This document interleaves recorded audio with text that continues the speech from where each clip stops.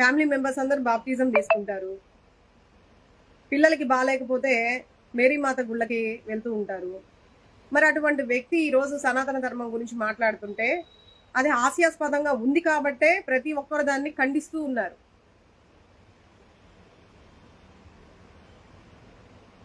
ఒక దాని గురించి మనం చెప్పేటప్పుడు, ఒకరికి చెప్పేటప్పుడు ఫస్ట్ మనం ఆచరణలో పెట్టుకొని మన ఆచరిస్తూ ఎదుటి వారికి మనం సలహా ఇస్తాం.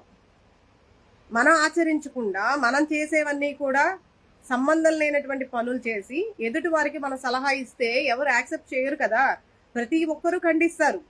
సామాన్య ప్రజల దగ్గర నుంచి ప్రతి ఒక్కరు ఖండిస్తారు. దానికి పెద్ద పెద్ద నాయకులే అవ్వాల్సిన అవసరం లేదు, లేదా ఏదో క్యాడరే ఉండాల్సిన అవసరం లేదు, లేదంటే ఒక మంచి పొజిషనే ఉండాల్సిన అవసరం లేదు.